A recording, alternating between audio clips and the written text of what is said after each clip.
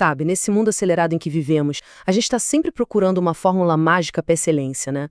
Mas e se a resposta não estiver na próxima teoria de gestão da moda, mas sim em histórias que têm milhares de anos? Vamos mergulhar nisso e ver como essa sabedoria antiga pode ser, na verdade, o nosso guia mais relevante hoje. Então, vamos direto ao ponto, a pergunta que importa. O que realmente define a excelência de verdade? Será que é só sobre resultados, números, reconhecimento? Ou tem alguma coisa mais profunda aí? Algo que sustenta o sucesso no longo prazo? A ideia aqui é bem simples. Para a gente navegar no futuro, às vezes o melhor mapa é o do passado. Essas histórias antigas não são só contos de fadas, não. Pensa nelas como roteiros práticos, cheios de lições para os nossos desafios mais modernos. Nossa primeira parada nos leva a um cenário de pressão, mas pressão de verdade, daquelas gigantes. Vamos mergulhar na história de Daniel e seus companheiros, exilados na poderosa Babilônia, um lugar onde a integridade deles foi testada ao limite. Tenta imaginar a cena. Jovens talentosos, escolhidos a dedo para servir no topo do poder, mas num ambiente totalmente estranho. A cultura corporativa da época, digamos assim, exigia que eles se anulassem, que se adaptassem a tudo. O caminho mais fácil seria ceder, claro, mas para eles, um detalhe que parecia pequeno, a comida do rei, representava um conflito direto com seus valores. E é aqui que a coisa fica séria. A decisão deles não era sobre dieta, era sobre identidade.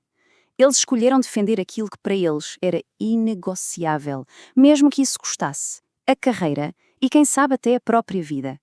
Era, sem dúvida, o caminho mais difícil, o caminho da resistência. Mas, para eles, era a única escolha possível para continuarem sendo quem eram.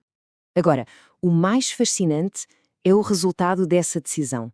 A história conta que, justamente por se manterem fiéis aos seus princípios, eles foram recompensados com uma capacidade e um discernimento fora do comum. Não era só um pouquinho melhor, não. A narrativa fala em 10 vezes mais sabedoria que os consultores e especialistas mais respeitados de todo o Império. É muita coisa. Então, a primeira grande lição que a gente tira daqui é esta. A excelência de verdade começa com um alicerce sólido de integridade. A coragem de se manter fiel aos seus valores, especialmente quando tudo ao redor te empurra para outra direção, não é um obstáculo para o sucesso. Na verdade, é o motor de uma performance superior e que se sustenta com o tempo. Ok, já falamos de integridade. Agora, vamos mudar o foco um pouquinho e falar sobre intenção. Nossa segunda história nos leva a um momento que redefine completamente o que a gente entende por investimento e comprometimento. A cena tem um contraste gritante. De um lado você tem os doadores ricos fazendo contribuições enormes, quase um espetáculo. Do outro lado, uma viúva com pouquíssimos recursos que deposita 2 moedinhas minúsculas, uma quantia que comparada às outras era praticamente insignificante. E aqui a diferença fundamental fica claríssima. Os ricos estavam dando do seu excedente, daquilo que não faria falta alguma. Era um gesto seguro, sem risco. Já a viúva, bom, ela deu tudo o que possuía. A oferta dela não era o que sobrava, era o seu sustento. Era tudo. A lição aqui é simplesmente transformadora, principalmente se a gente pensar no mundo dos negócios hoje. O valor de uma contribuição não se mede pelo tamanho absoluto dela, mas pela profundidade do compromisso que ela representa. A excelência não está no gesto grandioso e superficial, mas sim na entrega total, feita com propósito. Certo. Então, vamos juntar essas 2 lições poderosas. O que acontece quando a gente combina a integridade inabalável do Daniel com a entrega total da viúva? Bom, aí a gente chega na essência da verdadeira excelência. E esta é a mensagem central. A excelência não é um ato isolado, é um sistema operacional. É o resultado de escolhas diárias que são guiadas por valores sólidos e por um compromisso de investir sempre o nosso melhor. Não o que é conveniente, não o que sobra no fim do dia, mas o nosso tudo.